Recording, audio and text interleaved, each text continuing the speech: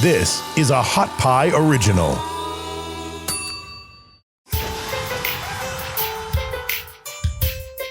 Welcome to the Gray Area Podcast with me, Chad Fisher. No more. Yo, it's Aaron Cheatham.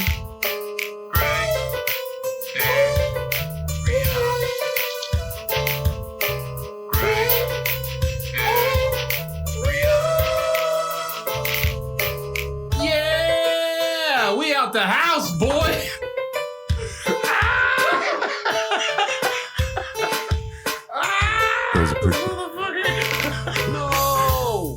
Hey, what's up, everybody? Welcome to the Gray Area Podcast. I am Chad Fisher alongside my co-host, Mr. Aaron Cheatham. Aaron, how are you doing, brother? I am fantastic. We just had a picture fall off the wall right as we're There's a ghost in this room. Like, who brought me in this haunted ass studio?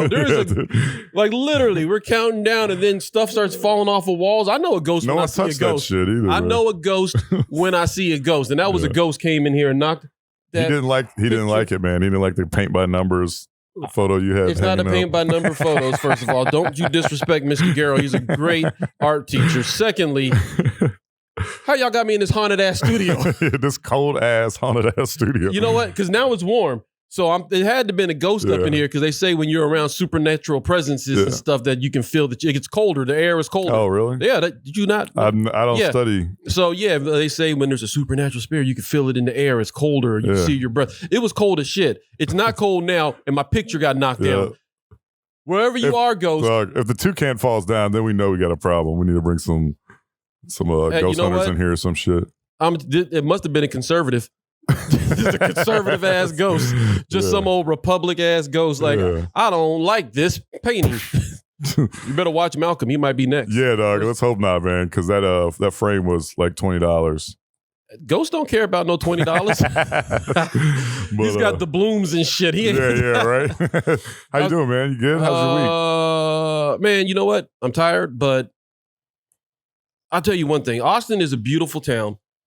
But one of the worst things about this town is the goddamn allergies. Yeah. Oh, Jesus. Dog, It's been really bad this year. Man, and it's only, 15 days into the year, and it's been really bad this year. I got sick, too. Like, yesterday, I'm standing outside, and legit, like, a whole cloud. Of pollen. Of what, like, cedar or something. A visible pile of dirt and stuff just like blew right past me. I'm like standing in it, just blew right over me, and immediately nose locked up. Yep. Clock. It's done. That's crazy. It was a wrap for me for the rest of the day. Like I just had that sinus pressure, and it's like. I was gonna say you sound worse now than you did last week.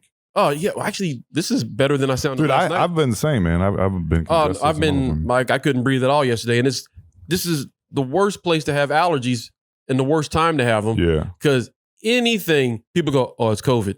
Yeah, I know, dude. It's like that's not how it works. Like, and everything is just is immediately like there's no flu anymore. We can lay rest to the flu. No one gets the flu anymore. It's immediately COVID. I thought that too when I had like allergies. I was like, I bet if I go get tested, it'll come back positive, even though I know it's allergies. Yeah, it's not COVID. It's pollen, but you got you positive or something. Yeah, you got something. People will judge you real quick because I'm gonna be honest with you. Somebody can't smoke weed nowhere now. Somebody sit next to me, and they say, oh yeah, I had COVID a month ago. I go to a new table, right? Yeah. So same. If you have any symptoms, people just immediately look at you like a leper. Ew, gross. Like my arm's not about to fall off. I'm not a leper. Okay, it's just cedar is not my shit right now. Yeah, that's what that is. Yeah, you can't smoke weed nowhere anymore because as soon as they hear the coughing, they're just like, motherfucker, you better get out of here. I'm like, no, dog, I'm just smoking a lot of weed. I tell you, I have never been so nervous about a cough or a sniffle in my entire life. It's like. A little tickle in my throat, and there's people around. It's like, I'm about to die. I gotta either hold this thing until my eye falls out, or I gotta find somewhere to get away real quick. Yeah. How's your week been? It's been good, brother. Just been hanging out, getting back in the swing of things, getting everything situated with our podcast. Obviously, about to start. All the stand-up shows are opening back up, I think. So yeah, we had a nice little outing last night at Santa Cruz Theater, and you guys at Santa Cruz, stay tuned because you've got a weekly show there right now, too. Well, yeah, and pretty soon we're going to be doing shows there. Yeah. Hopefully, we'll see. Hopefully, yeah. But yeah, like it was last night was very good, and that topic actually came up last night. Yeah. The topic of the flu being dead. And somebody was working on a premise on that last night. So you have hive thinking right now. Like there's other people thinking that same thing. Yeah, dog. I'm on the same plane. All right, you got a shout out for the week? Yeah, man. So my shout out of the week, dog. It's January. Around there. Dr. King's birthday. Man. Okay. One of my favorite historical figures ever, Dr. Martin Luther King. I encourage people to look into him more because I think there's like this, like people have kind of dismissed a lot of the other things that he was working on. It wasn't just civil rights, That's one thing that I think is lost in the shuffle a lot of times is that Dr. King was also talking about towards the end, latter stages of his life was talking about like capitalism and like what we talked about with Peter Joseph about market slavery. And you mean he was talking about the things that got him killed? That's what, and then he mysteriously ends up dead when they're like, oh, we don't give a fuck about civil rights. Y'all can drink at the same water fountain, but when you start talking about capitalism, motherfucker, that's when you get murked. You start fucking with the white man's paper. Yeah, dog, we ain't playing that shit. And you get Epsteined. Yeah, real Epstein. quick. What's that? Where you're on like a deserted island with a bunch of whores and shit? No, like you just end up suicided. Oh yeah, air quotes. He's probably still suicided. He's hanging out with Michael Jackson and Elvis right now. And Hitler, dog. They're just like drinking Hitler's margarita. dead. You think so? But Elvis and Michael Jackson and Tupac, they're still around. That would be a hell of a concert, man. My shout out. Oh man, I totally just went blank on it. I had it. Dude. Wait, you just said Martin Luther King. It's January. Oh no, I really had. Oh, okay. Look at you, dude. I was so prepared. I didn't write it down because like, oh yeah, I got that. This is a great time to tell you that smoking weed affects your short-term memory. Dun, dun, dun. I wish I was there right now. Yeah. My shout out of the week is to man, you know what? This is terrible. This is terrible right now. I totally went blank. You're like microphones. I love microphones. Yeah, listen to the cardboard people, the guy that invented lamination. Yeah. Shout out to him. No, I can give one real quick though. A shout out to my mom. Was her birthday yesterday? Oh, there you go, dude. Yeah, that should have been it anyways. And I don't want to give her credit, like. What's wrong, man? But no, shout out to my mom out there in Gulfport, Mississippi. Happy birthday! Hope you had a good one at the casino because you follow all the rules. I was about to say, it sounds like she probably all the rules. She lives in Gulfport. She's probably at the casino all the time, I'm sure. Yeah, I'm so thankful that when I called you yesterday that you were not at home to receive the gift that was waiting for you at the door. She's hitting them slots. I know. She was hitting them slots. Hard. So shout out to my mom. Happy birthday. And for you guys, we have a big guest. We are ready to bring in. Chad, are you ready to yeah, let's go ahead and do it. This week, super excited, man. We've got an awesome guest. He is the inventor of the Veggie Burger. He's also the author of Son of God and also The State is Out of Date. Two amazing books, which I'm holding right now. Please welcome to the show, Mr. Gregory Sams. How you doing, brother? Good to see you, man. I'm doing great. Good to see you. Thanks for doing the show. We really appreciate it. Thanks for coming on. Pleasure to see you, sir. Yeah. Great. My pleasure to be here. I do want to say this though. I want to put out there like how I met Gregory. So I was reading I had watched the Pyramid Code on at the time it was on Netflix. This was 10 years ago or so, and I started reading books by some of the authors that were on there, and then some of the people that were affiliated with them and whatnot.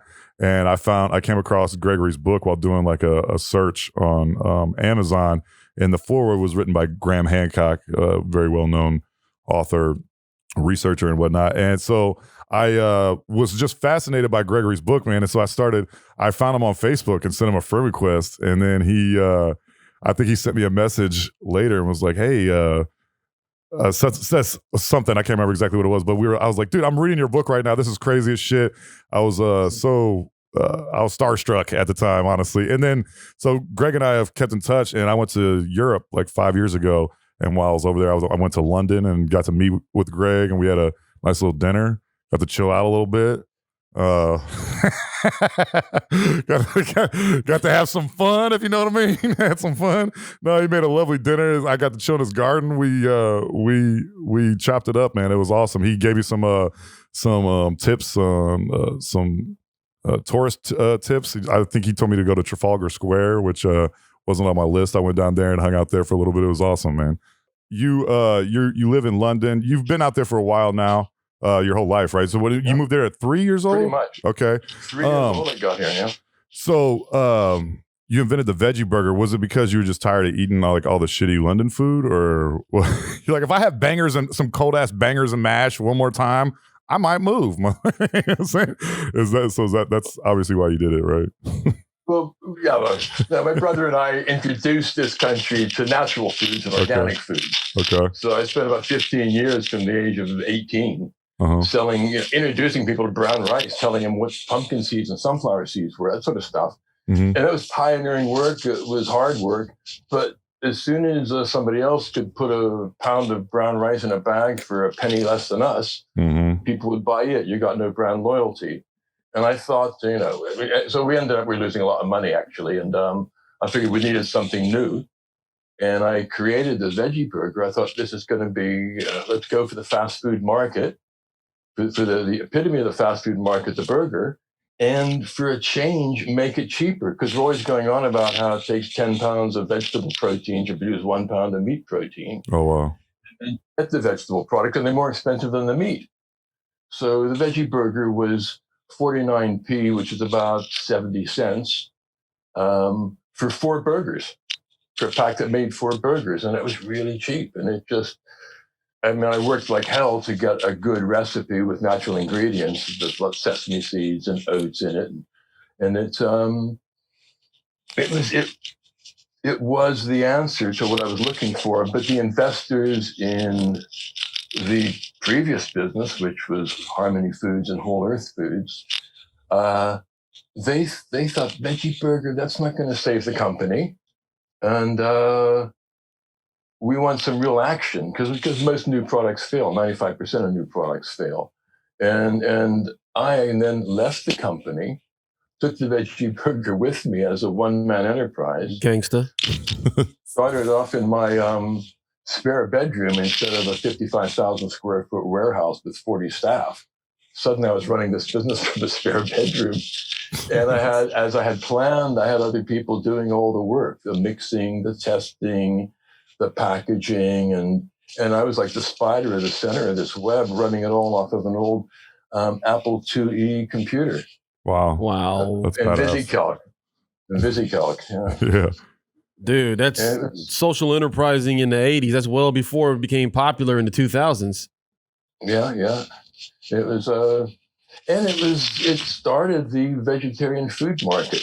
I mean, there was no such thing at that point. I'd call up a supermarket, and half the time they'd put me, I'd tell the receptionist what I was doing, and they'd put me through to the meat buyer. Because all they heard was burger. Yeah. Vegetarian didn't know what it was. But when I got one of the big supermarkets to take it, it just flew off their shelves. And there was this black hole. Nobody knew there were that many people out there who, mainly 16 to 24-year-old girls, who were changing their diets and wanted less meat in them. Nice. Greg, here on the Gray Area, we like to play games with our guests to introduce our audience to them a little bit more. Are you ready to play a game with us? I'm out. All right. This one is called the Gray Area Gauntlet, also known as the Gag. The Gag. This week's Gauntlet is going to be inventions from the 80s. Okay. So we know, as you just said, the Veggie Burger was invented in the 80s. So I'm going to give you a list of inventions. And at the end of this list, we're going to figure out what the greatest invention of the 80s was. Are you ready, Greg?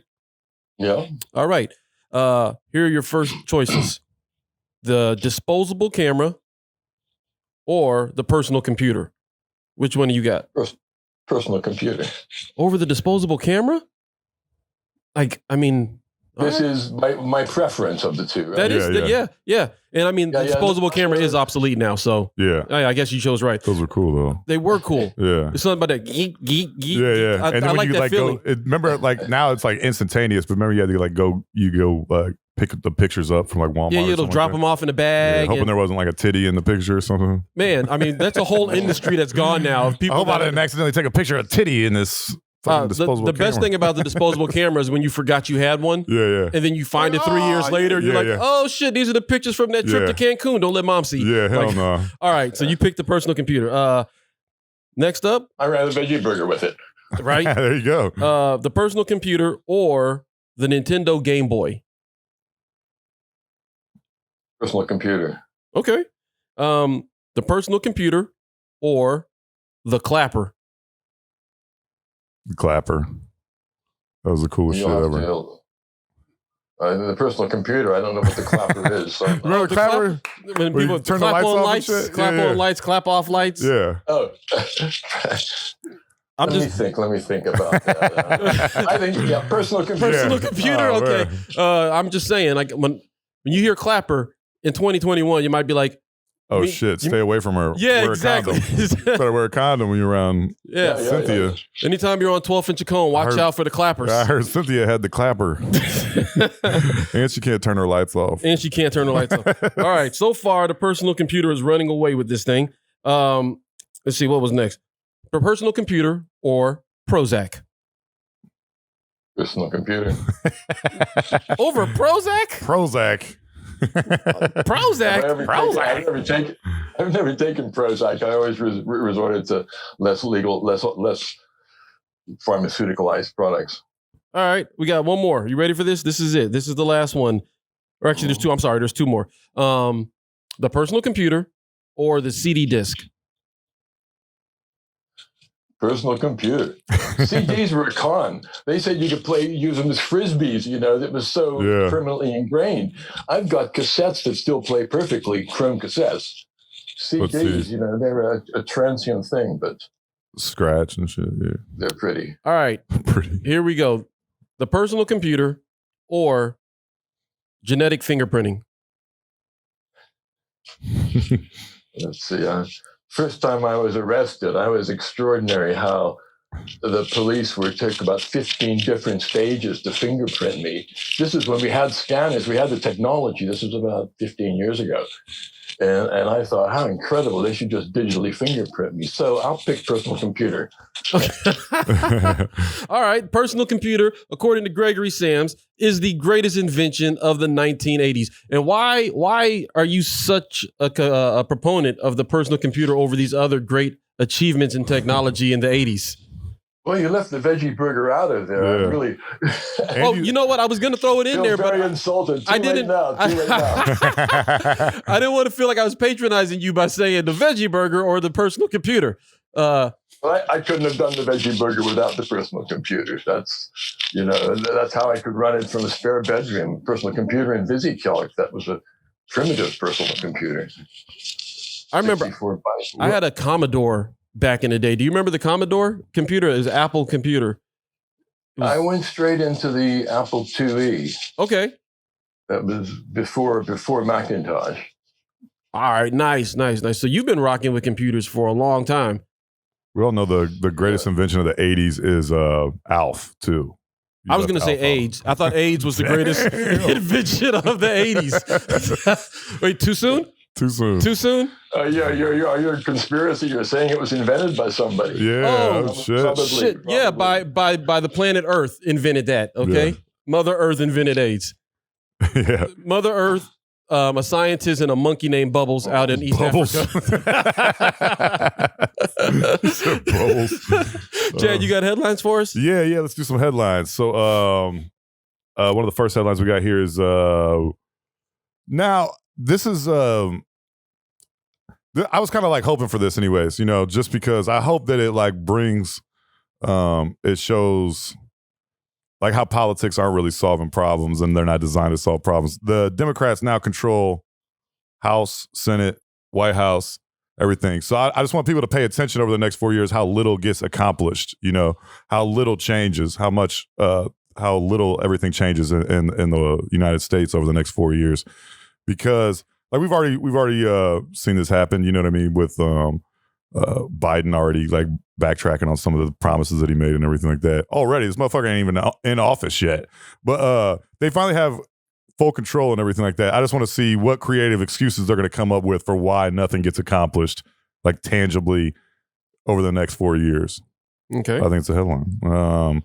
Already, we've seen Joe Biden already cut down. He said when he was running for president, everyone's going to get like $2,000 stimulus checks.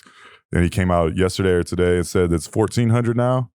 15, I think. 14. Okay. That's some crackhead shit. That's crackhead shit. That was quick. Yeah. That was like, dude, you haven't even been sworn in. He's already like, all right, I might have lied about like by 35% or so. No big deal, But it's just hilarious, man. It just cracks me up that people like idolize some of these politicians and stuff like that, and they have to like justify their actions over the next 4 years, and you see like the compromise of their beliefs start to happen rapidly as soon as they're needed to be held accountable. You know what I'm saying? Another one. I got one. Yeah.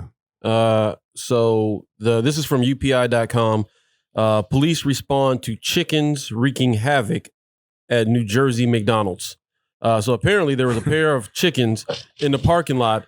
Like, my friend's in there chasing people down and like fighting in the parking lot and like attacking people's cars and shit. And kind of like the squirrels we talked about last week. Yeah, that was like attacking people. Of course they were. They're in New Jersey. Yeah. It's Jersey. Yeah, like, yeah. No one's happy in New Jersey. Including the chickens. Like, so, Maybe they've been eating leftover McDonald's debris from the area. Yeah, there you go. There you go. And this is an experiment somebody was running. There's a little research. We just feed some chickens McDonald's for 30 days and see what happens. Yeah. I'll tell you what happens. Violence. They storm the Capitol. Violence, yep. These chickens storm the Capitol. That's exactly right. Do you have another one? Yeah, and then the final one is going to be this is something I've always wanted to talk about. They're like, I'm sorry, my headlines are a little serious this week. I wasn't even like trying to be funny. Yeah, you were. You're always serious. Yeah. Scientists find a link between obesity and COVID deaths. Of course there is. Yeah. It's so, but no, condition. of course there is. Yeah, we say that, but it's so many times like throughout this whole pandemic that I've like talked to people and stuff like that, or I've mentioned that, you know what I mean? That like, oh, you want to get on everybody about masks? All right, well then you need to, you know, get on Cindy about that double cheeseburger with extra bacon and chili on it. Yeah, stop drinking Coca-Colas for fucking breakfast. You know, this is the thing that Terry, you bring that up, and like a lot of people shitted on. I think it was De Blasio that did this in New York. But when they got rid of the 64-ounce sodas, like they outlawed or banned 64-ounce sodas, people were in an uprising about it. But like real talk, like that was he was looking out for you. You know, you didn't need 64 ounces. No one does. Of carbonated a family don't sugar. need 64 ounces of that shit. Yeah, that's so a family size. I mean, and I don't know the research, but I would imagine that might have helped out a lot of people. Like I don't know the numbers if they went down on obesity in New York City or not, but I mean, maybe it's this funny is, if you're like at the grocery store and there's like some like super fat lady that's like yelling at you for not wearing a mask or wearing it properly while she's just got like Hawaiian Punch and like Cheetos in her cart and shit. Hey, don't grocery shame I'm just people. Dog, don't I'm saying grocery you gotta shame throw some people. greens in there, Terry. Okay, you can't just eat all plastic all fucking I'm saying bag is, shit. Yeah, that you know maybe that does play a part because they do seem to have other health issues based on their weight. So yeah, they don't want to hear that though. I mean, literally, COVID gets in there and goes, for me, all of this for me. Damn. Oh, you shouldn't have. Yeah, seriously. This motherfucker's got Hawaiian Punch flowing through her veins. Oh, shit. Is this processed sugar? I'll take some of that right there. Hell yeah. Just laying on a bed of processed sugar right next to the pancreas. Dehydrated cancer? Oh, let me put some life in that. Yeah. Seriously, dude. Yeah. No, but it's hilarious that no one like addresses this because I guess it's so much easier to put a mask on than it is to like get to the gym or stop eating hot dogs. What do you want them to say? What do you want them to say? Hey, stop being fat? Yeah. No, you can't. Yeah, that doesn't work. No, just take your health more seriously. And you can't be like shaming other people for not wearing masks or something while you're eating like a 12-year-old kid whose parents are gone. We shouldn't be shaming each other, period. But no, we should. What's that, Gregory? We shouldn't be calling them masks either because they are technically speaking muzzles. Yeah, there you go. A mask is what Zorro wore. Yeah. You know, a muzzle is what goes over your nose and mouth. A muzzle is what's in my bedroom waiting on my wife right now. Oh, shit. Can I throw one more? Damn, dog. Can I throw one more headline out there? Because I thought this story was interesting, and I'd actually like to hear Greg's perspective on this. Headline also from UPI.com. Nova Scotia kite surfer finds message in a bottle with a diamond ring. Oh, shit. So the story is basically this guy was out kite surfing. Kite flies away. He goes to find it. When he locates his kite, he finds a message in the bottle in the ocean. And he opened it up, and there was a letter inside, and there was a diamond ring in there. Mm-hmm. And it was just like so they kind of traced it back. They used some, I don't know how they did it, but they found this guy that sent off this bottle. And apparently he's been doing this for like the last 40 years, just throwing messages in bottles out into the ocean. And he's had like several of them returned. Real talk, I might have went and found him and took him his message. But you ain't getting that ring back. Yeah, you ain't getting that ring back. That's mine now. That's mine. What was the message? Oh, hold on. I can tell you. I can read it to you. Let me pull it up real quick. The message was let me see here. Equipment, land, research, uncork the bottle. You're right. It says,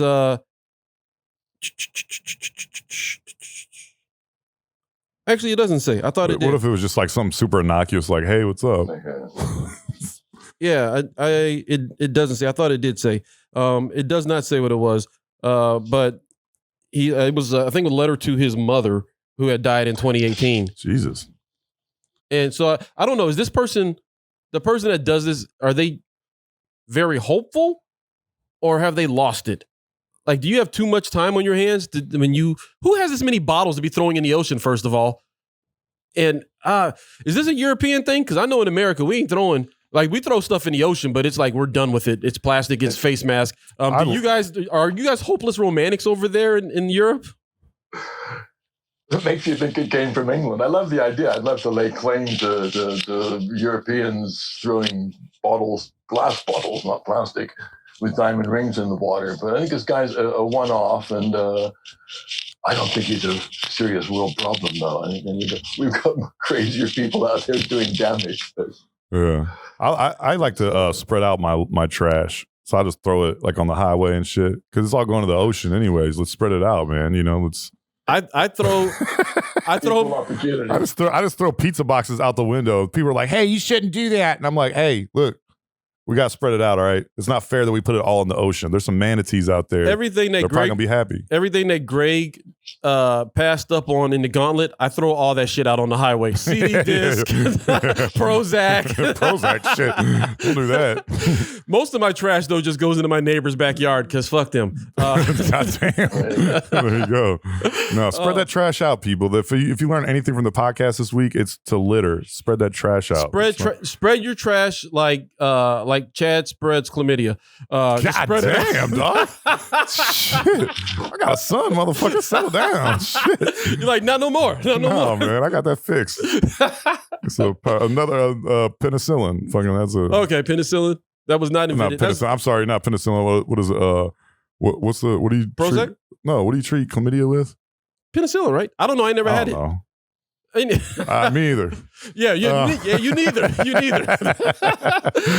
He's trying to remember. Damn. All right, next topic, man. You gotta. Yeah. So, Greg, we got you here. That was the headlines from Chad. Yeah. Shout out. So, I had a question for you, Greg, about the Veggie Burger. We already alluded to it earlier in the interview, but you went to great lengths to keep that recipe secret when you first came up with it. And I was telling Chad that I had heard the story about when bubblegum was created. They had a very similar process because people were trying to figure out a formula for bubblegum for a long time. Right. And when they accidentally came up with it, they didn't want anybody to know it. So they had it manufactured in different parts so that nobody ever had the entire recipe. So one company did this part, one company did that part, and then another company combined the two. What lengths did you go to keep your recipe secret? That's how I did it. Oh, just like that? There's about 15 ingredients in it, and I had all the small ingredients mixed up by one company who didn't know even what they were doing, and putting it in bags, and then I controlled the transport and all that, and then that bag went to another person who mixed the other 4 ingredients in it, and then the finished product went somewhere else to be packed, so nobody had the full recipe. I mean, I have the ingredients on the side of the packet, but that doesn't tell you the recipe. Right. So that's how I did it. And then it built up, and quite quickly the business built up. And then I found a contract manufacturer who would just sign away his life to get that business. And they committed they would never do any product like it, et cetera, et cetera. And I gave them the formula, and they made it. They bought the ingredients. I mean, it was fantastic. and I would just get the finished product from them, but I would dictate the price for it. Do you think that your product would have been as successful if you hadn't gone to such lengths to keep the recipe a secret? Yes, because by the time I don't know. Yes, it would have been, because I was way ahead of the field before other people came into it, and I kept the rest. Yeah.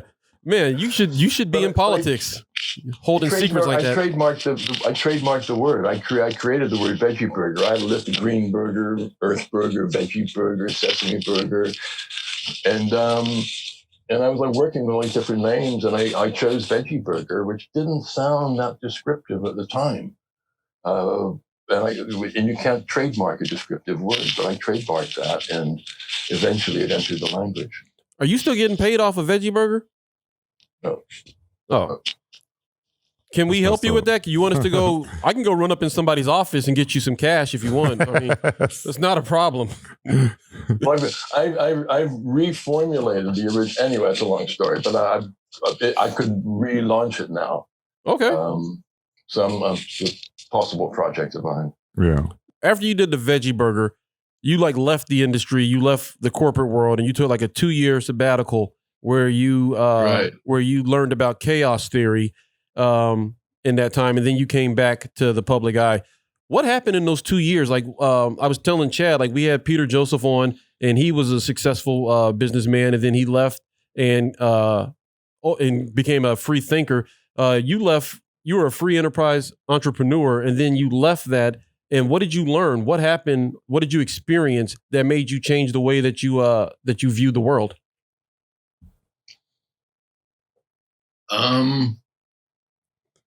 I had been working my ass off from the age of 18 when I opened the restaurant up to the time that I sold Veggie Burger when I was 39. Wow. And I, first and foremost, I used to read a lot of John D. MacDonald novels.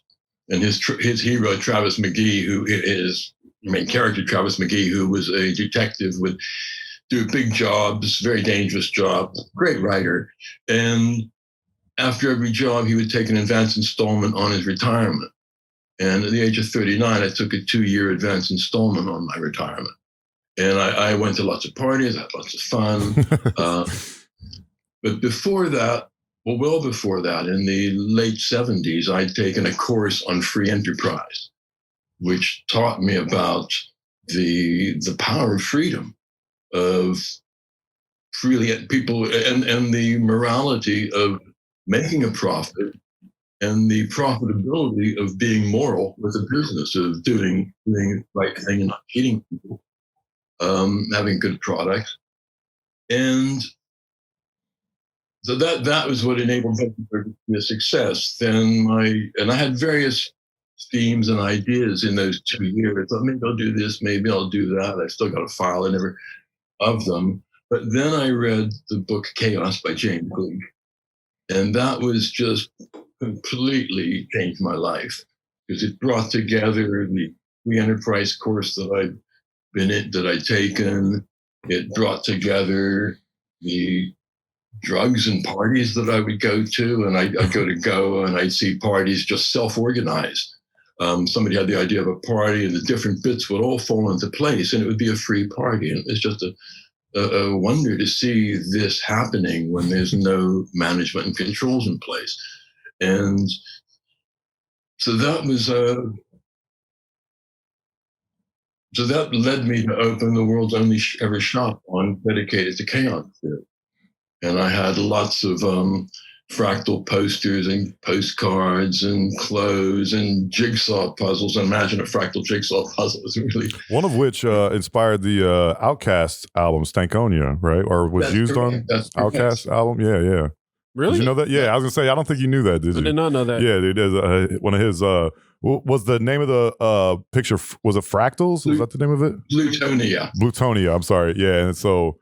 OutKast used that, or so they looked up on the wall in their room, and my poster was, they bought it and it was up on their wall, and they said, that's going to be the inspiration for our next album. That's awesome. For real? That's so cool.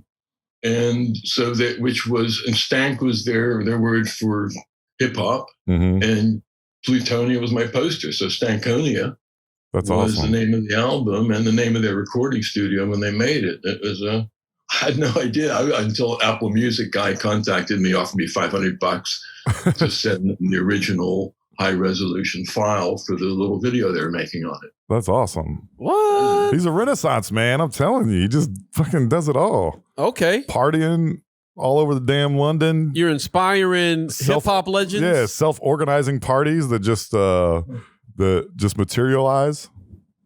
Fucking.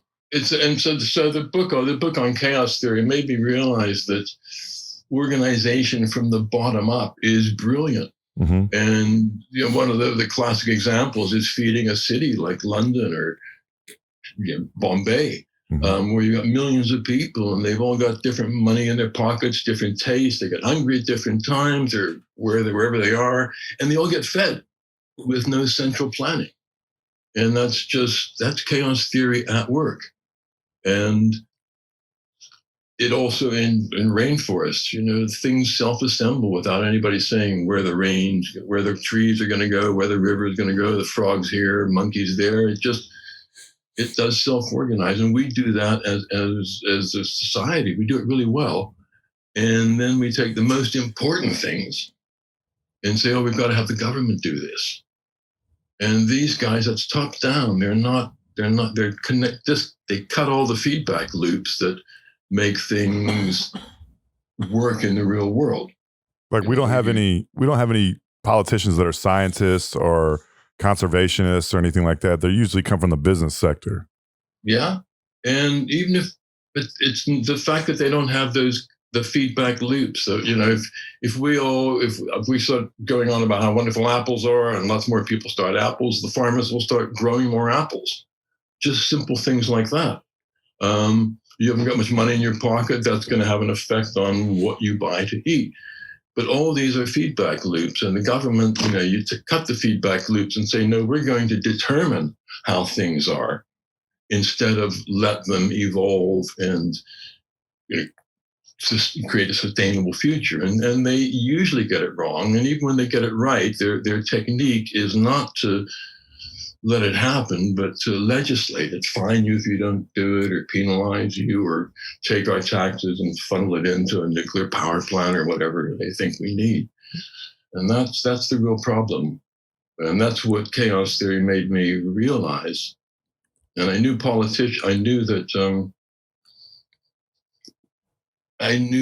the scientists would never get into the sociological side of chaos theory. Yeah. So that brings us into our next question. You talked about chaos theory. Can you maybe explain that a little bit better for everyone? Just kind of exactly what it is. And because I think most people's idea of chaos theory comes from Jurassic Park with Jeff Goldblum talking about chaos theory, and like that was my initial thought of chaos theory. Yeah, can you just delve into that a little bit more and just explain?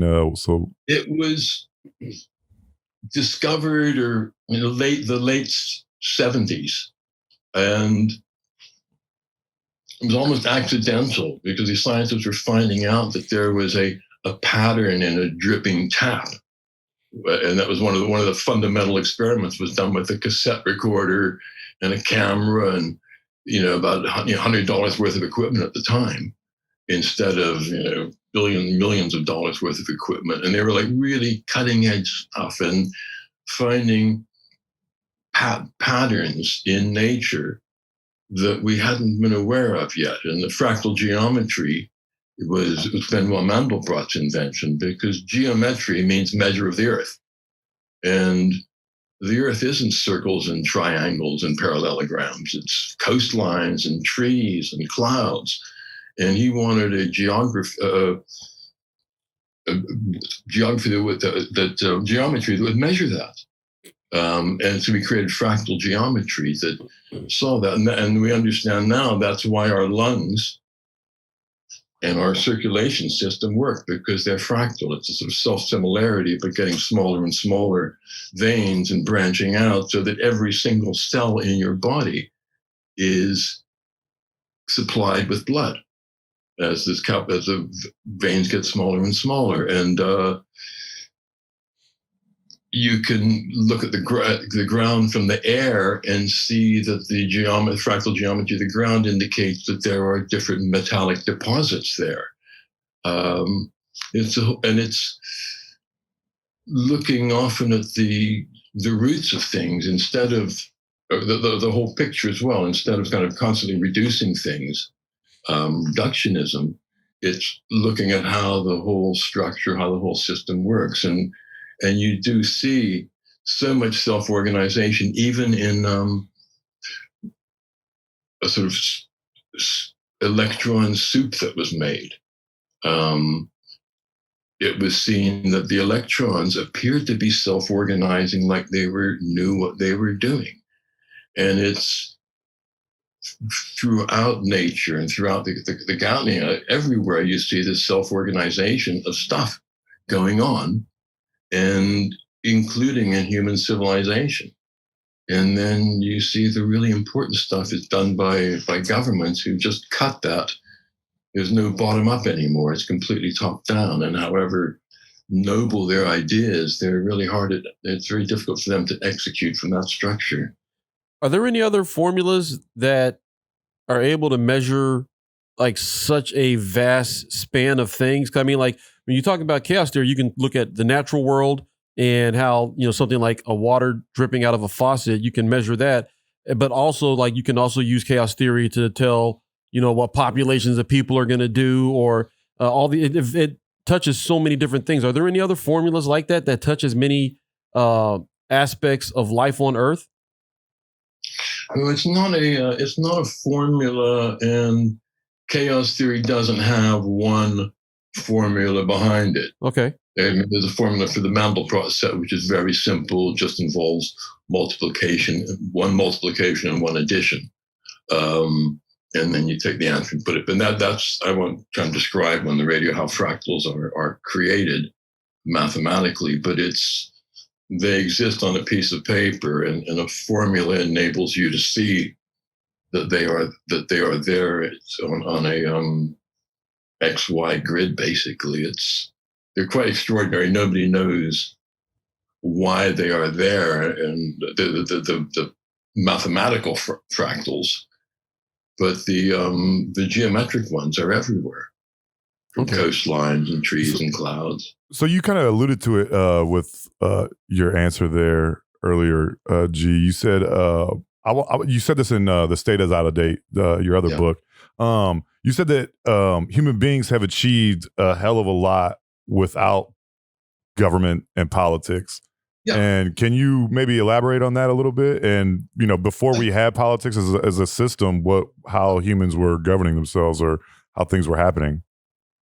Well, first of all, from the simple level of governing things, things like your microphone, headsets, this pen, and the bottles and beer and cars and airplanes and all the things that we have in our world that we really quite treasure were invented by us. Mm-hmm. There weren't government directives saying you should have this sort of stuff. And I think I'm going to get back to the question there. I'm sorry, say that again. Can you get back to what was the question again? Okay, I said that the human beings have accomplished a lot without government or without politics, and what that was exactly, and how the structure was prior to politics and government taking over. So first of all, the stuff that we've created has been done without government. Mm-hmm. Now, what you used to have, there's kind of two factors involved, but one was you used to have trade guilds where the carpenters and the jewelers and people and the builders would get together and they'd have a guild because they didn't want people coming in and giving people bad haircuts or houses that fall down. And those guilds would make sure that the quality of their members was up to standard. Mm. But you also didn't have limited liability companies. That was a government invention in the 19th century, that a company could go bankrupt and the people who owned it could walk away. or drive away in their Rolls Royces or helicopters, and all their creditors are screwed. And so when people had to keep their word, that put a bit more morality, a built-in morality to businesses, because you didn't want to lose your house. And if you screwed people over, that's what could happen. So, and people did trade even back before we have any evidence of states or governments, going back to like 2,500, 5,000 BCE. You had international trade. You had people getting in boats in the Mediterranean and Phoenicia, coming up to the west coast of England and Cornwall, buying tin, taking it back to make bronze. And you have jewelry made in the Mediterranean found with Celtic burials. So you had this international trade going on before you had countries defined as countries even. And we tend to think, well, you've got to have a government. The only thing we need that state for, the basic underlying requirement, is to protect us from other versions of themselves. Right. That's their raison d'etre. And they started off by, putting a sword to us and saying, give me your money. Mm-hmm. I'm more powerful than you. You've got to support me. And now it's become such an institution. People think that, taxes are some natural fact of life. And some of it gets sprinkled back. But I don't know what it's like in America, but in England, about 1/8 of the money that they take away comes back in some sort of benefits and handouts and stuff like that. Right. But it's basically the same. Not that much has changed from the days of pharaohs and popes and princes running the world. Yes. Go ahead.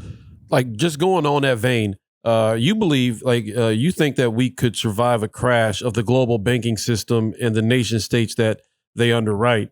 Would we survive, or could we thrive? Because wouldn't it take generations for us to be able to recover from a crash of the systems that are in place right now? Or do you think it's possible for us to hold them accountable and make them work for us as opposed to us working for them?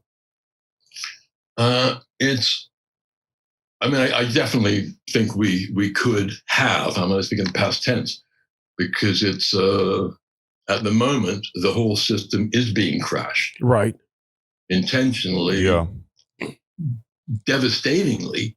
More so than bombs could destroy businesses even, and it could take us generations to recover from this if we ever do. Because the people who have engineered this do not have the sort of recovery in mind that we think of, where we're back to sort of free people who could move around the world at will and so forth. And you're speaking about like the massive transfer of wealth that's occurred during this pandemic. It's occurring at the moment. Yeah. If the banking system may collapse, but there's a huge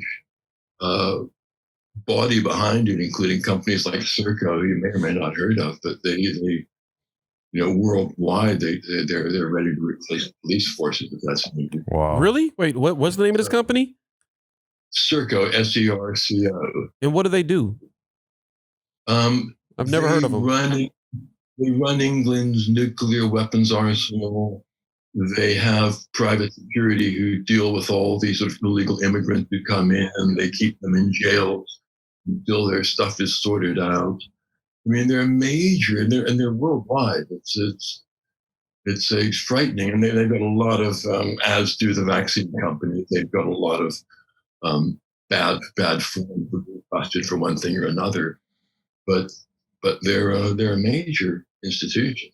Wow, I never heard of them. And you think that they could be like mobilized to take over, police states, or not? I don't know if they're big enough to police the world, but do you think that they can go into a place and take over as the police force, or policing? Well, they're big enough to operate in that area quite a bit, and they would, if if the police funded by the state collapsed, a lot of those people would immediately join them if they were. Yeah, I've never heard of this company before. It's kind of like, I'm assuming it sounds a little bit like Blackwater or whatever that organization was. It's got far more tentacles than Blackwater. Oh wow, this seems really like they seem really dangerous because like you're talking about them being like a privately owned police force, and we've already got privately owned prisons here in America. Like, can you privatize the Justice Department across the world? Like, that seems very dangerous. It pretty much has been already, hasn't it? Like, the courts, some of the courts are our last resort. You do get sometimes judgments that make sense. But then you get look at Julian Assange. America's still trying to get him over. Mm-hmm. And even though he won his case in court, it's being appealed by America, and he's still in jail, has been for a long time. There's no justice there. Mm-hmm. Right. So in your book, The State is Out of Date, you talk about, we don't even have to get into like how violent and how wasteful governments are, like all the destruction, all the wrath that they've created, all the heartache and pollution and everything like that. But can we just talk about just how inefficient governments are? You talk about that a little bit in your book as well, about how terribly inefficient these people are and how they're, wasting a lot of resources, and a lot of the stuff that could be going to people to help people isn't reaching them. It's going to corporations, it's going to their pocket, what have you. Yeah, we all know the examples. In America, I remember that whole book on, military spare parts and $12,000 toilet seats and, $5,000 screwdrivers and stuff like that. Mm-hmm. Over in England, we had a classic example of it was the invisibility of it is that there was a scandal. They found out that MPs, or our congressmen, so to speak, were putting things on their expense account that they shouldn't have. So one of them had a boathouse in the lake at his private home, and that was funded by the state. And others had, ridiculous dining out bills they were charging, and they were, they're corrupt. That's what politicians do, but they caught them out at it, and it was a big scandal. A couple of people, got their knuckles badly wrapped. But meanwhile, they spent £10 billion. That used to be a lot of money, like 10 years ago. Right. Yeah. Still is, on trying to integrate England's National Health Service. Because we got the National Health Service, but all their communication is done by letters. They're not allowed to use the internet. Like today, still? Forth. So when I go for an annual, I'm in a wheelchair, I go to this one place for an annual look over, and I get a letter sent to me and a letter sent to my local doctor in the post, because it might breach the privacy laws if they use the internet. Yeah. So they spent £10 billion trying to hook them up and get through this. Gave up after 5 years, and a lot of money had been made by people working on it, advising on it, 10 billion. And then they just gave it up. Now that's about 100 years of MPs building boathouses in their ponds. Right. But everybody's saying, that's what governments do. If a supermarket chain did that, they'd be out of business. Yeah. Mm-hmm. It just doesn't happen. And now there's a huge rail project in England costing $100 billion plus, and again, triple what the budget was initially, to shave 7 minutes off the journey from Birmingham to London. The trains, the trains, you have private carriages now. Nobody's on the trains. You're not allowed to travel. Yeah. Trains still run back and forth, and if you go on the trains, there might be 2 or 3 people in your whole carriage. Wow. But they're still spending this $100 billion on this project, which is, and there are probably 100 examples like that, or 1,000 examples like that in America. It's easily wasteful, because it's not their money. And the contracts are often done with people that they know or they work with a lot. That's one thing that I think gets lost in translation a lot of times, is that when people are talking about the government giving them money. It's not actually the government's money, is it? I mean, this is coming from taxpayers. This is coming from our work, our labor, and everything like that. So it's not a government handout. There's no such thing as a government handout. If anything, the politicians that are subsisting are doing so off of our money, off of our labor. We notice that with COVID right now. You notice they're not. Their pay isn't being lowered. You know, they're not going without, but we, to hell with everybody else. They're sacrificing a boathouse so that we can have dinner and pay rent. Yeah, it's like it's not like it's our money, but it was the surplus that they were going to use for a $40,000 desk in their office. Yeah, and it's like, oh, well, you don't get that desk now. That's what it should be. You don't get that $40,000 desk now. It goes to American people. I totally agree. But instead, they're going to cut it out of education. They're going to cut it out of the military. They're going to cut it out of funding for something else. Well, it's not the military. The military will definitely get their piece. That's a fact. But definitely research. Yeah. Anything that goes to help people they're going to cut it out of that to help people live. Everything like that, any social services, that shit gets cut right away. But they still got, United States every year it's a new record defense budget and everything, while people are starving and going hungry and being kicked out of their houses and everything like that. These rich people are not having a problem with that whatsoever. And I want to ask you, G, like, why you think that is. So a little bit in your book, Son of God, which I want to plug one more time. In the book, Son of God, you can find this on Amazon. I want to say real quick also that I bought 6 copies of this book, G. I am like single-handedly keeping you in business. They're like, you got a massive market in Austin, Texas, man. I don't know what the hell's going on, but everyone in Austin loves it. Now, I've bought this book so many times for friends of mine. I give it to people. I just gave it to a friend of mine for a gift for babysitting a couple weeks ago. So I am bartering your book with babysitting hours so I can go out and get shit hammered still. I'm joking. But you talk about a little bit in your book about how you I don't know if you explicitly state this, but you insinuate, I actually do believe you say this, but religion is kind of politics has kind of taken over religion in terms of what people fear, how it's being used. It's kind of taken on a new form. You mentioned that in your book. Can you elaborate on that a little bit, please? Well, politics and stardom, in a sense, right. People used to worship the stars, including our local star, the sun. And now it's no coincidence that celebrities are called stars, and there's some sort of a need for that, which is misplaced a lot at the moment.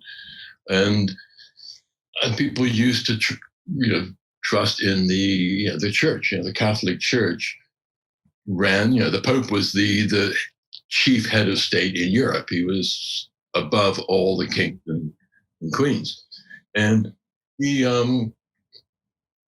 protected us from the devil and going to hell.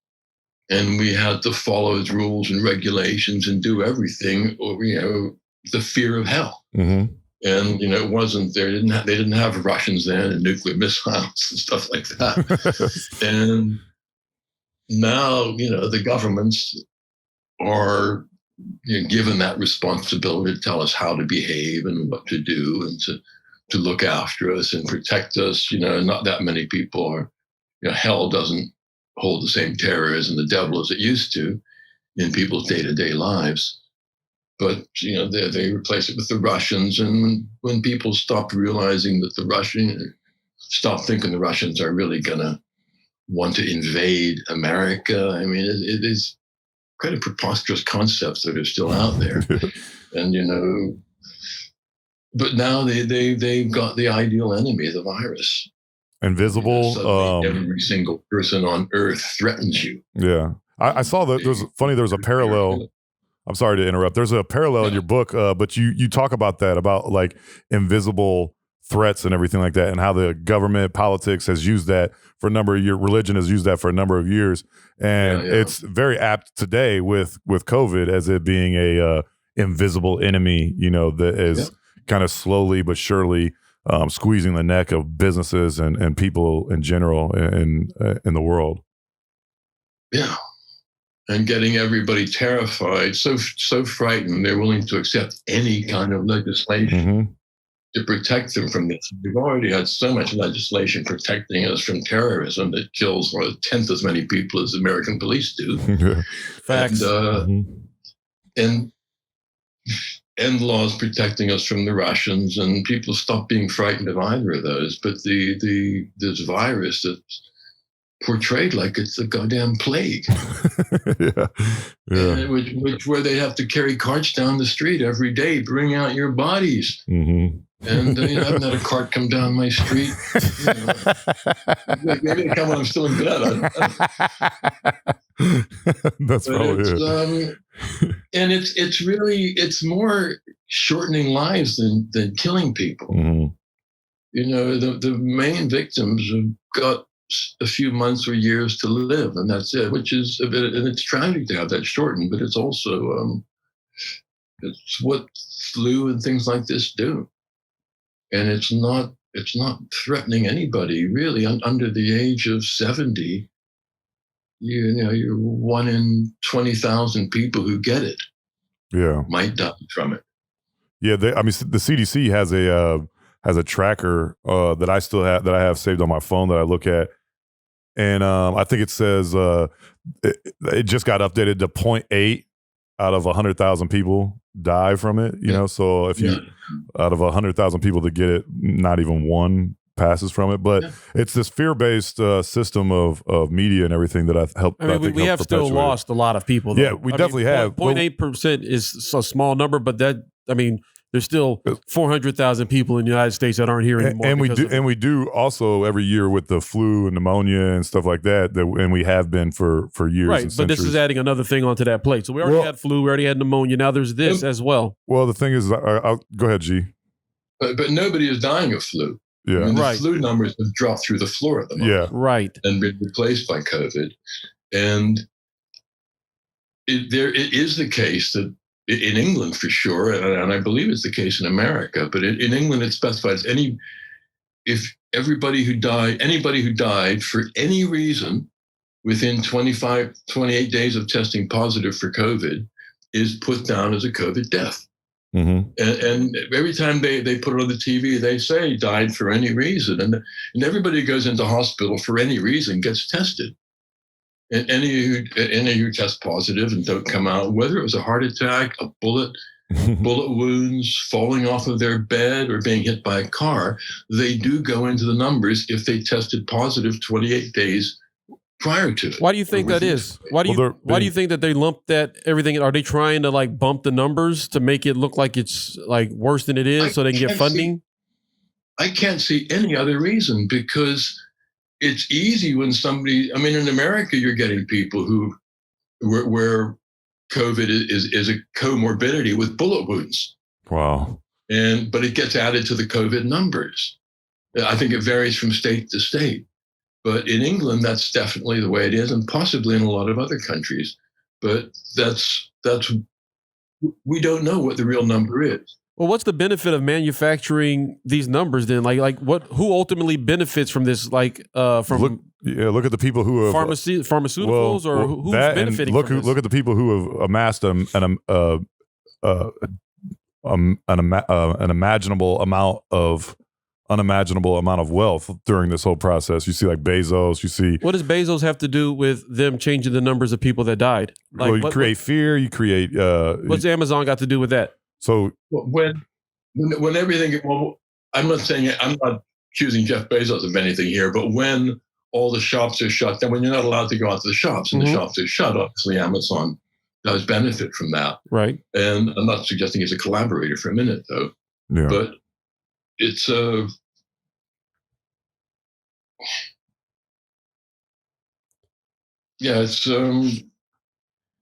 who benefits from it is all the testing and the vaccination, because now in England they want to test school children once a week. Wow. And wait, once a week? So far, the people I know have been tested as 30 anywhere from 30 pounds, let's say $50 to $150 to get your test.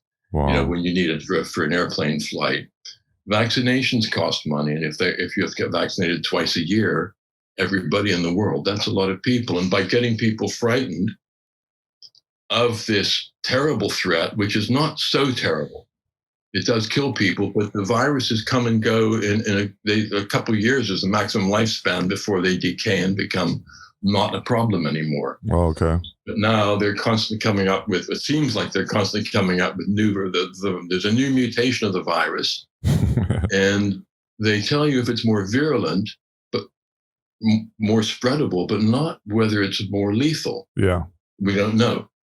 But the definite seems to be the strategy is to keep us all frightened enough till we get our vaccination passports. You know, I don't know if you remember this, Chad, but last year at the beginning of the pandemic, President Trump sat up there in the White House in the Rose Garden with a bunch of pharmaceutical CEOs, the CEO of Walgreens, Walmart, Target, and he said that they were going to privatize the medicine, that the private industry was going to help out in collaboration with the government to come up with a cure and come up with treatments. Yeah. I think you guys, what you were explaining, it goes back to that, because back then in April or May of 2020, they said that it was going to be the private industry that led the way for this. So then it makes sense for you to bump numbers, and it makes sense for you to keep everybody in the house, and it makes sense for them to charge for all of these vaccinations and the testing and all that if it's being handled by the private sector from the jump. Yeah. You know what I'm saying? So I guess that answers the question, like, who's getting money off of this? It's the private medical, big pharma. Mm-hmm. Big pharma's the ones that are pocketing the surplus here. And just imperialism in general, yeah, like that's being advanced, obviously. You talked a little bit about the virus, the mutation and stuff, and I know you talk a lot about the conscious world and the conscious sun. Do you think coronavirus got a conscience? What's that motherfucker thinking right now? Consciousness is something that pervades the entire universe, right down to every single atom. And there are two Princeton professors who came up with a mathematical theorem that proved, apparently about 10 years ago, that proved that if we are conscious, if we have free will, then so do subatomic particles. And if subatomic particles don't have free will, then we don't. And when you look at a cell in your body, there's 5 or 10 million different things, different entities in that cell. Excreting waste, taking food in, sending messages, repairing damage, preparing for replication. And there's some free will going in there. They seem to know what they're doing. Now, a virus has never lived, but it still has some minute share of the consciousness in it.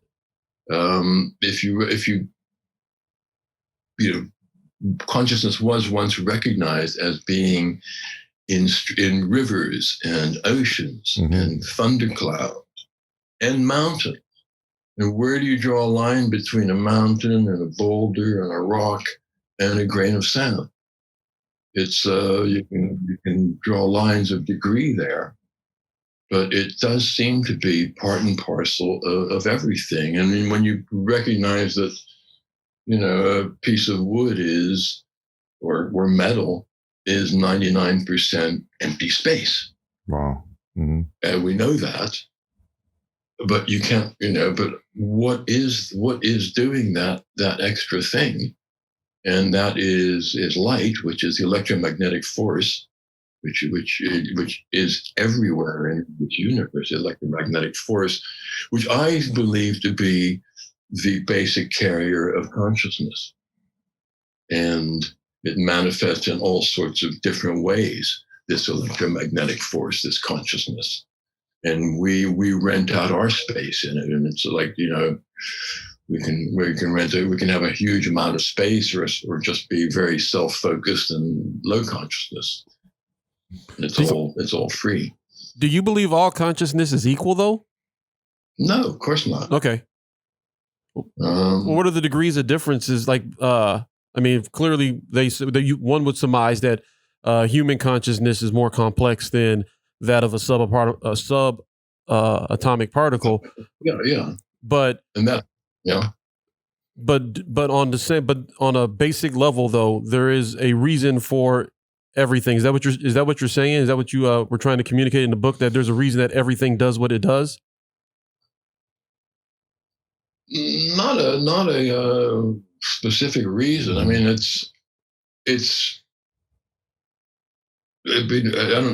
you don't really need a reason for why it does what it does. But it's not random. If it's all working together and you're getting the end result out of it.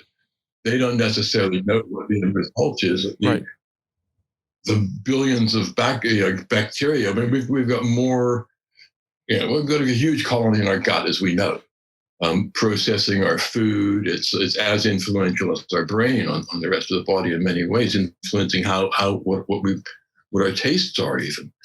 And they don't necessarily know anything about what we're thinking and what we're doing. But if they weren't there doing their stuff, we wouldn't be having this conversation right now about them. Yeah. Kind of like your turkey burger recipe, how there was different people involved and they didn't know what the other one was doing, but they all served a purpose ultimately. Yeah. Yeah, that's a good point. We'll leave the turkeys out of it. Yeah, leave the turkeys. I'm sorry, your veggie burger. I said turkey burger. I said I'm hungry. My secret ingredient. Yeah. Secret ingredient is meat, motherfucker.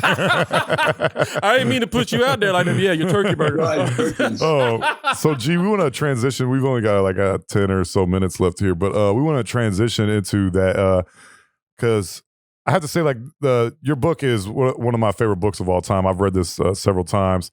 I love this book. You talking here about like possibly the sun being conscious and how it's capable of communicating in ways that we're probably not aware of or have any way to measure and everything like that. And how there was a time when we didn't believe this. We used to believe that this was all here for us and that the earth was the center of the universe. Everything's rotated around us. And so we found out through like Copernicus and Giordano Bruno that this was not the case and everything like that. And then religion subverted those ideas through the threat of violence or just straight up violence.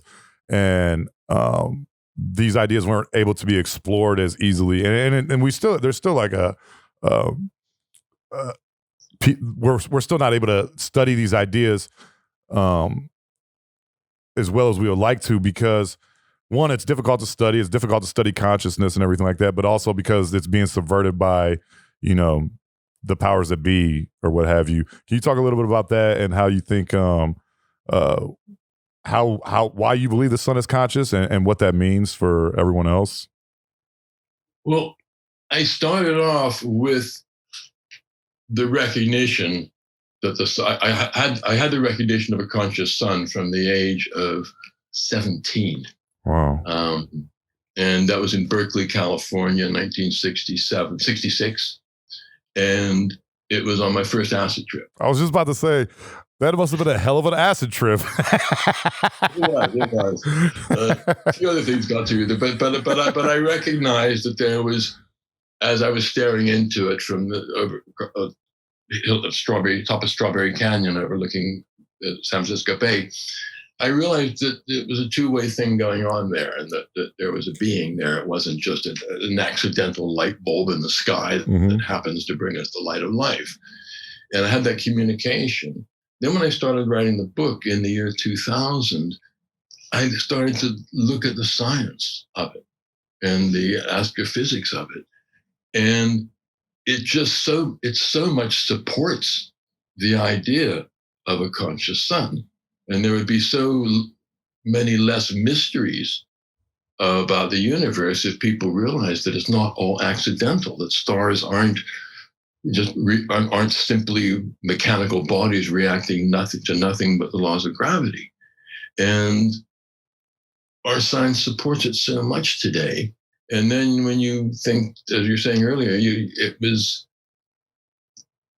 it's a great creator of electromagnetic radiation, not just light, but in all different wavelengths. We tap into the light in a few of them.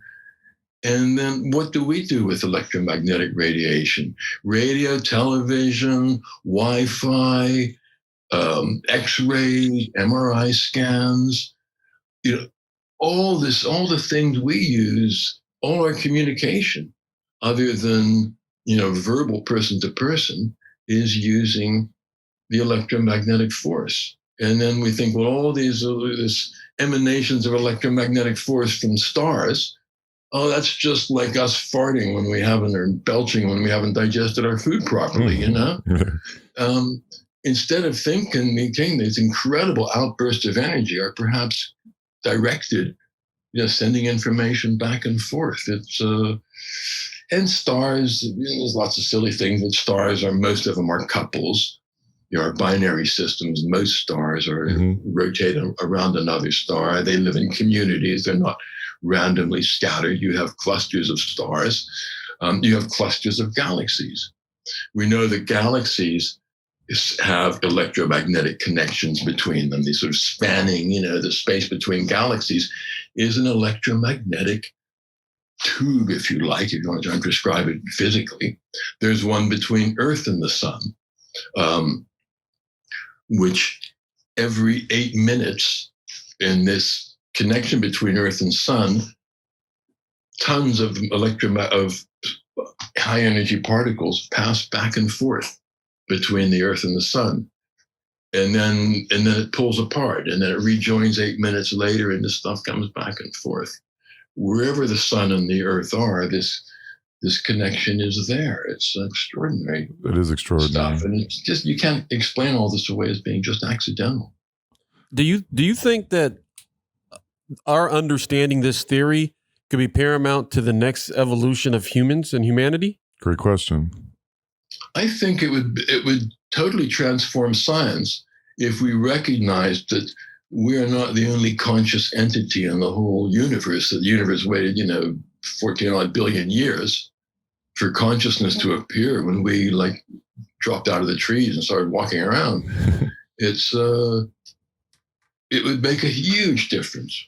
And we wouldn't be wasting billions and billions of dollars trying to find dark matter. Mm-hmm. In dark matter, it's the reason to look for it is because stars don't behave like random objects at all. The galaxy wouldn't hold together if they were just random accidental spheres. And so they've invented dark matter, which nobody can find. It's like, but if there's a lot of matter of some sort, that would explain why they're held together gravitationally. But it's like in the 19th century, they were looking for the luminiferous ether that everybody assumed had to be out there, until Einstein came along and said, no, light doesn't need to travel through a medium like sound. Light can exist without there being an area or a medium for it to exist in, which was a kind of radical thought.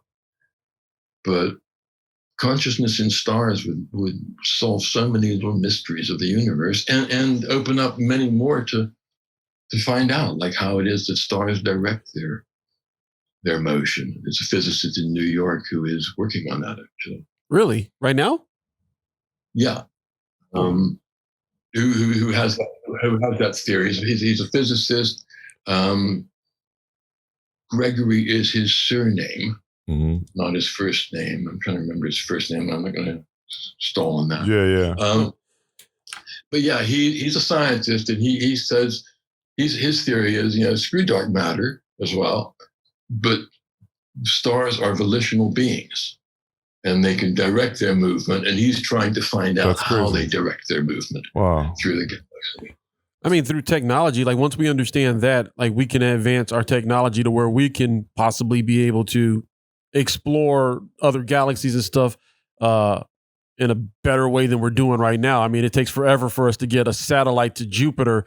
But if we could understand that relationship between the stars and the magnetic poles between the sun and ourselves and other planets in the sun, then perhaps there's also a way for us to harness that and use it so that we can also explore other bodies out there. Yeah. Gee, I want to ask you, do you think that religion has claimed a monopoly on spirituality? Do you think that like, because there's so many things, there's so many aspects of the sun that Christianity has bastardized or other religions have bastardized and everything. And you're saying that, you know, before religion, people were actually praying or worshiping or looking, admiring like the sun, the stars and everything like that. And then it changed at some point. Yeah, before religion, you're kind of defining religion as being the three Abrahamic religions.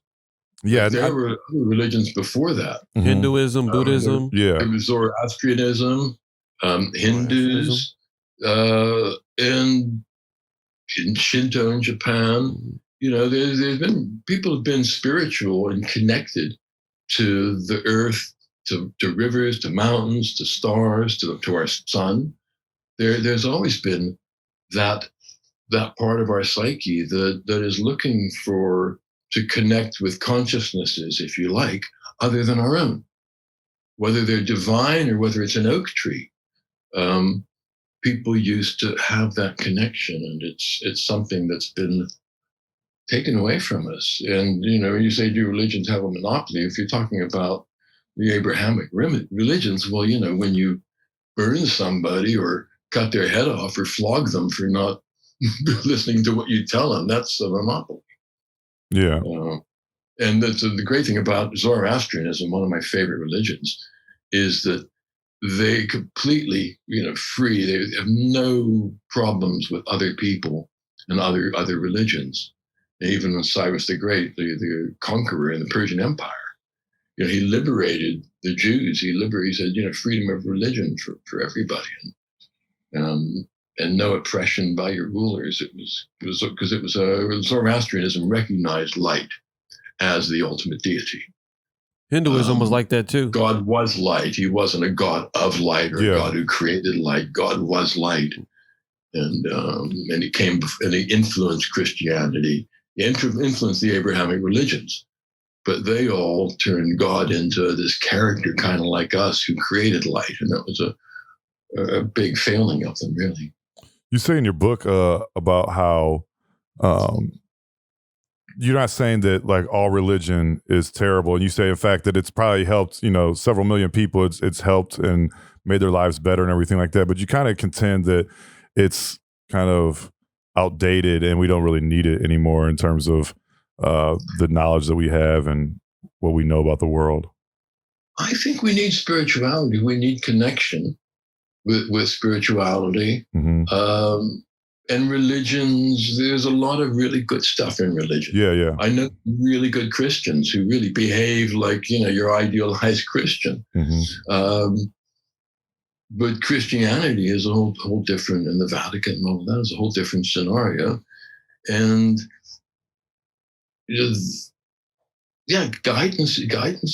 spiritual guidance is good. And whether people get it from yoga teachers or, you know, but we don't want it from people who are monopolistic about it. That's the big thing. I guess my problem with religion is the hypocrisy that's prevalent in a lot of the Western religions and everything like that. Like we see with, like I've been to the Vatican and everything, and it's hilarious when the Pope gets up and he's talking about world hunger and feeding people while he's got like a fucking gold hat on and shit, you know, and sitting in a chair that could end world hunger several times over, you know, and like, dude, you want to end world hunger? How about selling like one of those naked baby sculptures you got in the Vatican, and we could end world hunger several times over, dude. It's not necessary. Naked baby sculpture. Have you seen? Yeah, first of all, it's hilarious. There's a dress code to get in the Vatican. I saw a couple people like turned away because their skirt was like above their kneecaps. Is there a cover charge too? I don't think so. Sounds like a very spazzy club. but then when you get in there, it's like all these pictures of like naked babies and naked baby sculptures and shit. Angels. It's like, dude, yeah. So why is there a dress code if I'm just going to come in here and look at naked people? I could have just went to R. Kelly's house for this. I don't have to go to. it's like a religious strip club or some shit. It's like you got a little bit of everything. You want to naked babies are on the west wing. We got a naked man in the north wing and everything. But the thing that pisses me off is just like the hypocrisy of religion. A lot of times you talk about this book in your book a little bit about how religion has been used by, you know, some people, rulers and everything like that to justify murder and and suffering and everything like that. Like to that end, Chad, like I think we have talked about this a little bit before, like in private. But like reincarnation was something that was part of Christianity for a long time, and then in like I think it was the 1600s they stopped talking about reincarnation. All of a sudden, the message changed, and it was kind of wiped out of it. And for me, it was like, why is that not discussed? Like, if that's a part of the religion, then why do you not talk about that no more? And to me, I felt like it just didn't serve the greater purpose of what they were trying to get done. So they omitted that from the text, and so they can try to manipulate the population to do what they're trying to get them to do. I mean, do you see, Greg, people like religion wielding that power like that, kind of like you said in a monopoly type fashion, but like, I mean, they have the ability to change people's hearts and minds and really mold them. And it seems like they take advantage of that often. I agree. Oh, for sure. Religions were a ruling class. There were times where priests and popes ruled people as much as kings and princes. And they're going to be prone to the same sort of corruption and deception and need to lie to keep their power, as the politicians are. I guess they were supplying the only spiritual cord to people. They cut off any other spiritual links, and this is the only way you can exercise that innate desire to have a connection with other consciousnesses. That's what I meant. I'm sorry, I was gonna say, well, that's what I meant by the monopoly on spirituality is by like force, how you talk about in your book, how they burned libraries with all kinds of ancient knowledge. We have no idea, like you posit in your book, was the recipe for how the pyramids were built. Did we lose that information when they burn these libraries down? That's what I mean by a monopoly on spirituality, because they've gone through force, by fear, and they got rid of a lot of the information that we used to have, and information is power. Yeah, exactly. So they controlled information, and then they killed people who didn't believe in Christianity, whatever religion was prevailing in the certain sects of the world at that time. But that's what I mean by monopoly, in terms of like they killed anyone that didn't believe what they believed and everything. Any religion based on fear is, in my mind, to be avoided. Yeah. And it's, that's either fear of God or fear of being punished or burned if you don't believe it. Yeah. Greg, before we get out of here, I have one question on consciousness that, or I guess it was a theory that I had, and I wanted to see your thoughts on it. Like at the beginning of the pandemic, I remember telling my wife that I felt like this was the Earth, like the planet itself, has a way of curing itself when it needs to be cured. So do you think that like that the planet has the ability to manifest things in an attempt to heal itself or for its own self-preservation? If it is a conscious being, is it possible for it to, I'm not saying that Mother Earth farted out COVID and now we got to sit down, but there was definitely some biological changes and evolution that's happened under our noses without us knowing. And I think that this was like the planet's way to get everybody to sit the fuck down for a minute so it can try to heal itself. Am I thinking crazy think here, or is there like any type of plausible way that could be true? I don't think so. I think this was an engineered virus. Oh, really? It's not just me thinking that. There's a lot of scientific consensus now that is looking at it and saying it could not have made that evolutionary leap from a bat to what we have now without humans working on it. Wow. Well, if we take COVID off the table, could the planet do things like that to try to heal itself? Is it possible, you think, for it to have? I think it would have to do something a hell of a lot more lethal than COVID-19. Yeah. Because if you're talking about reducing the population, it would have to do something much more serious than that, because 1 out of 1,000 people isn't going to make a difference. Yeah, big difference to the planet's health. But the engineers of it, I suspect, have they're playing on the whole save the planet aspect of their controls. But their main and it may help the planet, but I believe their main intention is to reduce the numbers of, in their minds, useless people on the planet. People that, all you can do is gives them money, sort of universal basic income. Mm-hmm. But they don't need that many of us to support their lifestyle anymore. Very true. It's kind of as simple as that. And nobody's going to blame them, because we can all blame a virus now. Yeah, so true. So we engineered COVID, but when the super Ebola comes, that was Earth. Maybe. Gee, this is a question I always want to ask you with, and we'll end on this. Because you study consciousness so much and you know so much about it and everything, and just because of your life experiences, I've always wanted to ask you this question since I read your book almost 10 years ago. What do you think happens when you die? Bro, that's a whole nother podcast. No, I know, but I'm a whole nother show. We're not talking about, I'm just saying, give me a, Yeah, I want to talk about this. It's kind of like asking a molecule of water in a mountain lake, do you think there's life after evaporation? Right. Or was there life when it was frozen in ice? Mm-hmm. And it's just such a different, a water molecule in a cloud drifting in the air, or part of the humidity, is so different from being water in a lake. And I think consciousness continues. But I do too. Can't really. You're not sure what form, obviously. Whether it comes back as me or as a combination of other elements of different people, different spirits out there, and something we can all hopefully look forward to finding out one day. Yeah. If we find out. Yeah. If there's a spirit, we're going to recognize that we used to be a being on Earth.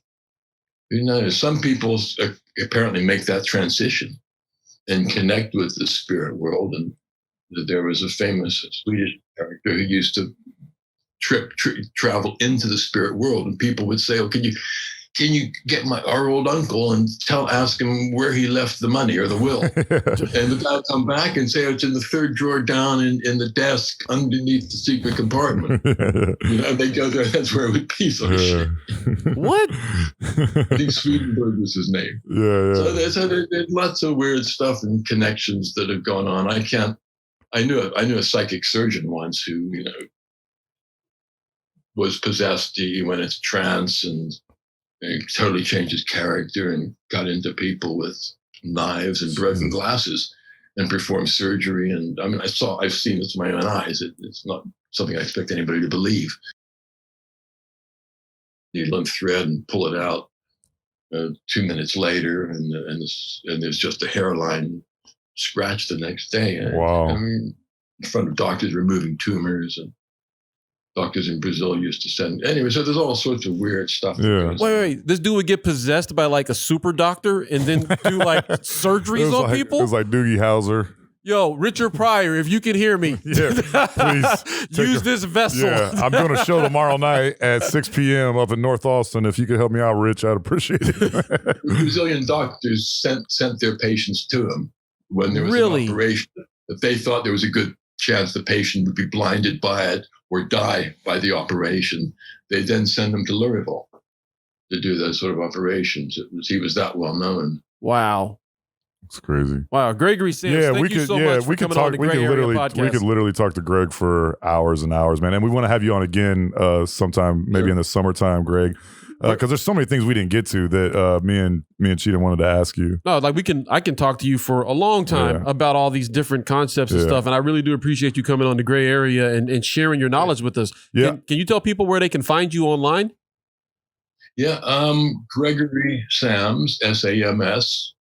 And if you Google that, you'll find quite a bit. You'll find my website, and I've actually got all that right here. His website is Greg. You can DuckDuckGo it as well. Yeah, do DuckDuckGo preferably. Yes. But GregorySams.com on Twitter, he is at Gregory1Sams. On Instagram, it's at Greg Solar. On Facebook, it's facebook.com/Gregory Sams Solar as well. Make sure you give him a follow on especially Facebook, because I get so much. There's so many articles that he posts that I read and stuff from his website. He's got a newsletter that you can sign up for that's very informative and awesome to read. But it's awesome to be able to speak with you again, Greg, and talk about some of these super interesting topics. And like I said, we didn't even get to everything that we had in our questions for you. I had so many, and hopefully we'll be able to interview again sometime soon and get on some of this other stuff. For sure. Chad, tell the people where they can find all the gray area stuff online. So you can find us hotpiemedia.com. And then you can find us on Instagram. It's at podcast The Gray Area. Boom. Facebook.com/The Gray Area Podcast. Yeah. And Twitter, I still don't even know our damn Twitter. We got a Twitter and a YouTube. Yeah. Check it out. Just, look for this. Yeah. And if you see that, then that's it. That's us right there. But for Chad, I'm Cheatham. Thank you guys for tuning into the Gray Area. Thank you guys for letting us being us. And until next time, here's mud in your eyes, guys. Peace. Thanks for listening. You can find more episodes and all other Hot Pie Media originals baked fresh daily at our home on the web at hotpiemedia.com, the Hot Pie Media YouTube channel, or wherever you listen to podcasts.